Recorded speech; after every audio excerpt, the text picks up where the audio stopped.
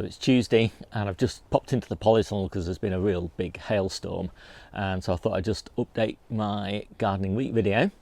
And yesterday really I didn't do any gardening, so I'm just out cycling. Absolutely gorgeous, so nice after all the glum, wet, windy weather that we've had to have some beautiful sunshine. And actually on this bike ride that we did yesterday, we could see the snow-capped peaks of the Lake District, the Snowdonia and the West Pennine Hills. So quite a view, fantastic. And then today been out for a nice walk as well. It's another lovely sunny day. -4 in the polytunnel last night, but I don't really worry about -4. Everything can cope with that. Nothing's going to suffer really. I've got a lot of seedlings in here. They're all fine. Yeah, we've got a lot of seedlings coming at home as well, and I'll do a seedling video probably later in the week or early next week to show you how they're going on. But not much gardening right now, concentrating really on just keeping everything alive. No watering, just keep things alive. If I can keep them alive until the first week in February, then we're going to have a good spring. So I'm unexpectedly on the allotment today, and I thought I'd just do a few little odd jobs. And the main one that I've done is get one of my strawberry beds, my second early bed, ready for a cold frame top to be popped on it. I haven't got any wood, so I managed to find this old piece of very rotten wood, and it was full of woodworm, so I put some woodworm preservative on it, and it doesn't look too bad from the back anyway. It looks strong enough to hold a cold frame lid. So I won't be putting that lid on until probably the end of February, because I don't want that second early crop to come at the same time as all the ones in the hanging baskets in the polytunnel. So I was mulling over last night what else I could plant on my plot, because it's getting pretty full now. And I'm really thinking about what I can grow vertically along the edges of the plot, and there's still a few little border areas that I could put some stuff up. And I realised I haven't got any raspberries. I used to have raspberries, I took them out because they were taking up a primary bed, but I think if I just put one narrow row along the border of my plot, it won't take up any room. Like everything else I'm doing at the moment, I'll be planting into the paths, and I'll just put a couple of supports up along the edge, and it'll just provide a nice sort of decorative border to the plot. I'm only going to put 6 canes in, but that will mean that I'll have raspberries, blueberries, strawberries and peas all kind of available on the allotment plot for snacking, and they're my favourite snack foods.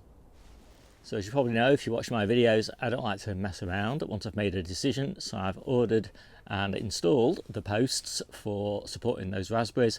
I just need to put the support wires in, and as I said, I'm going to plant the raspberry canes actually in the path itself. I've ordered the raspberries as well, and because there's not much space between the raised bed and where the raspberries will be, just the width of a path, I've ordered raspberries that don't have little spines on the canes, because I don't want to rip myself to shreds while I'm kind of down there harvesting and whatever.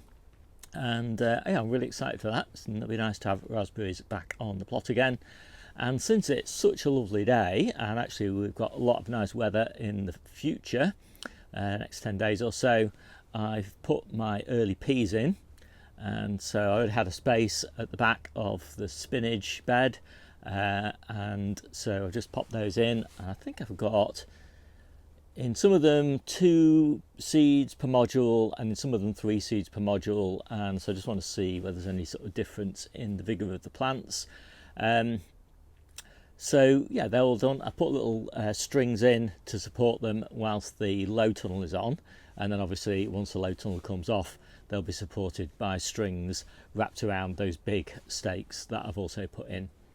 And I put the stakes in the paths, like I'm doing all at the moment with everything I'm trying to do, is that trying to put everything into the paths, because we've got nice wide paths, might as well use that space, and it means more bed space. So yeah, really looking forward to early peas now.